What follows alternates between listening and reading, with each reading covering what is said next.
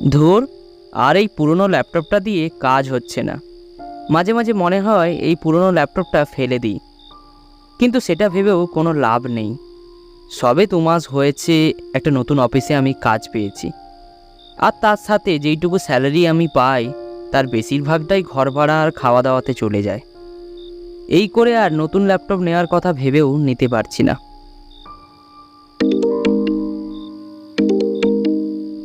হঠাৎ আমার চিন্তায় ছেদ পড়ল। আমার ফোনটা বেজে উঠেছে। বিজয় ফোন করেছে। হ্যাঁ রে, বল। কোথায় রে তুই? কেন? এই তো ঘরে আছি। আজ অফিসে ছুটি, তাই ওয়ার্ক ফ্রম হোম করছি। শোন না, তুই একটা ল্যাপটপ নিবি বলেছিলি না? কোন নতুন ল্যাপটপ কিনতে হবে না। ওই একটা লিঙ্ক তোকে হোয়াটসঅ্যাপে পাঠিয়েছি, লিঙ্কটা খুলে দেখ। ওখানে অনেক ভালো ভালো ল্যাপটপ তুই পেয়ে যাবি কম দামে। হ্যাঁ, তবে শোন, এই ল্যাপটপগুলো কিন্তু সেকেন্ড হ্যান্ড হবে। এই বলে বিজয় ফোনটা রেখে দিল। আমি হোয়াটসঅ্যাপ থেকে লিঙ্কটা বের করলাম। লিঙ্কটা খুলে দেখলাম অনেকগুলো ল্যাপটপের অ্যাড এখানে রয়েছে। অনেক খোঁজাখুঁজির পর অবশেষে একটা ভালো ল্যাপটপ কম দামে খুঁজে পেলাম। ল্যাপটপের মালিকের ফোন নাম্বার নিচে দেওয়া আছে, তার সাথে অ্যাড্রেসও। ফোনের মধ্যে নাম্বারটা নিয়ে নাম্বারটা ডায়াল করলাম। রিং হচ্ছে। হ্যালো, কে বলছেন? হ্যালো দাদা, আমি পলাশ, কলকাতা থেকে বলছি। আসলে আমি একটা ওয়েবসাইট থেকে আপনার ল্যাপটপের অ্যাডটা দেখলাম, তাই দেখেই আপনাকে আমি কল করলাম। হ্যাঁ হ্যাঁ, বলুন। আমি এই ল্যাপটপটা কিনতে চাই। কত প্রাইজে সেল করছেন একটু বলবেন? তার ল্যাপটপটার প্রাইস তো ওয়েবসাইটের মধ্যে দেওয়া আছে, তা আপনি দেখেননি? দেখেছি, কিন্তু একটা ফাইনাল প্রাইস বললে খুব ভালো হতো।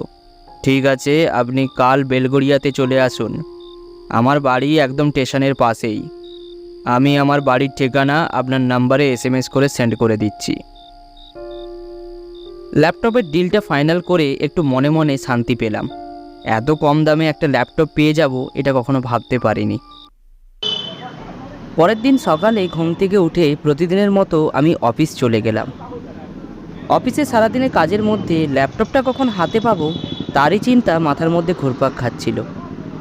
আমার অফিসের প্রত্যেকটা এমপ্লয়ির কাছে ল্যাপটপ বা ডেস্কটপ আছে, তাই তাদের স্যালারি অনেক বেশি, কিন্তু আমার কাছে না থাকায় বাকিটা নিশ্চয়ই তোমরা বুঝতে পারছো। 7টার পর অফিসে সব কাজ শেষ করে বন্ধুর বাইকটা নিয়ে বেলগড়িয়ার উদ্দেশ্যে বেরিয়ে পড়লাম। টলিগঞ্জ থেকে বেলগড়িয়া ঘন্টা 2 রাস্তা। আজ ঠান্ডাটা ভালোই পড়েছে।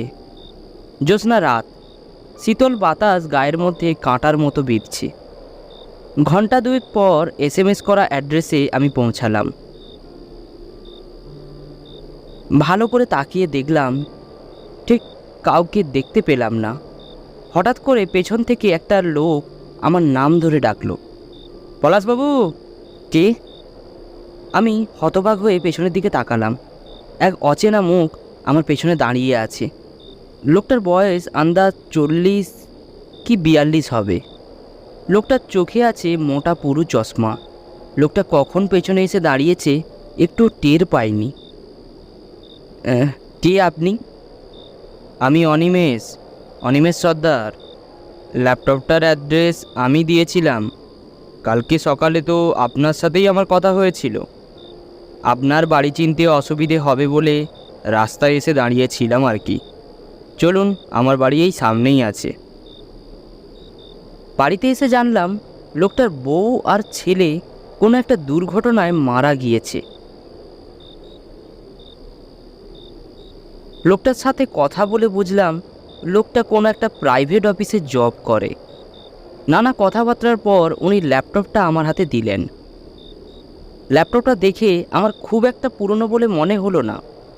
ল্যাপটপটা আমি অনেকক্ষণ ধরে উল্টে পাল্টে দেখলাম, বেশ পছন্দ হয়েছে আমার। ল্যাপটপটার দাম জিজ্ঞাসা করতে অনিমেষবাবু বললেন, তা ল্যাপটপটা আমি অনেক কষ্ট করে কিনেছিলাম আজ থেকে 6 বছর আগে। কিন্তু কিন্তু কি অনিমেষবাবু? না না, সেসব থাক এখন। সে অনেক পুরনো কথা। আজ অনেক রাত হয়েছে, পরে কোনো দিন একদিন বলবো।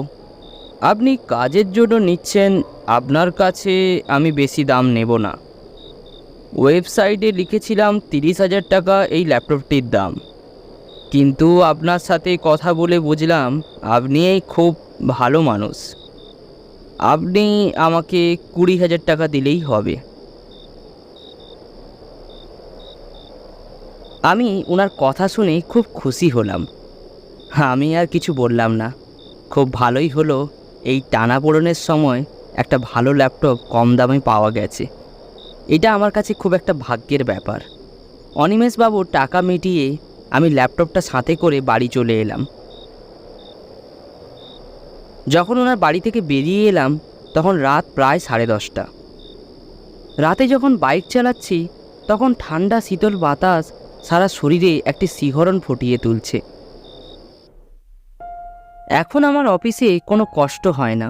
সবার মতো আমিও ভালো মাইনে পাই, সাথে ভালো কাজ করার জন্য কোম্পানি থেকে আমার প্রমোশনও হয়েছে। সবই এই ল্যাপটপটার জন্য। এইরকম অনেক দিন আমার জীবন থেকে কেটে গেল। আজ বুধবার। অফিসের কিছু কলিগদের নিয়ে আমার বাড়িতে একটি ফ্যামিলি পিকনিকের আয়োজন করেছিলাম। তাই বাড়িতে একটা আনন্দের উৎসব চলছে। সব বন্ধুবান্ধবরা এসেছে, হই হুল্লোড় চলছে চারিদিকে।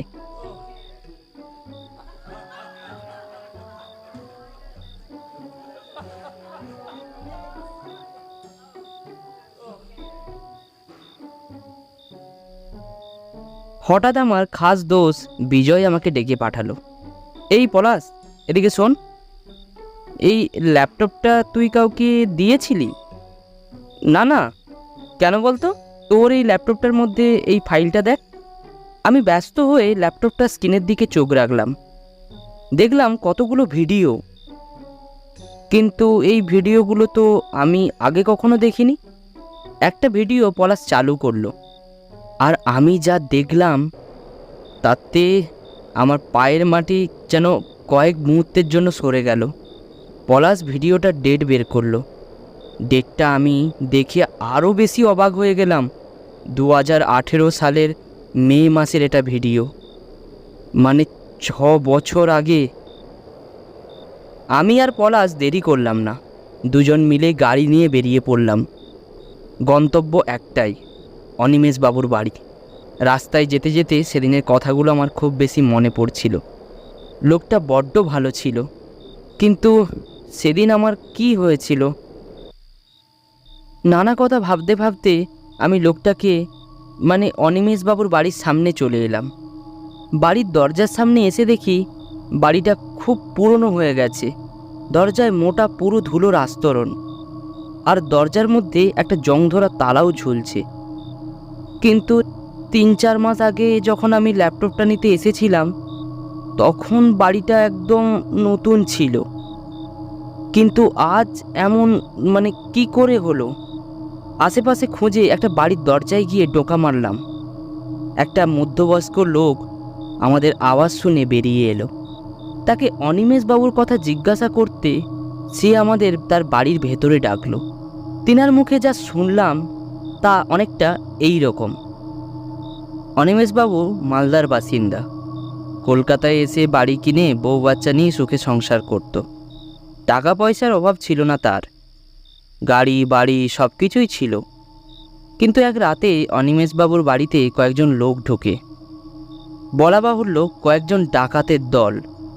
অর্থাৎ সেই রাতে অনিমেষবাবুর বাড়িতে ডাকাত পড়ে এবং সেই রাতেই তার বউ ছেলে সবাইকে তারা হত্যা করে।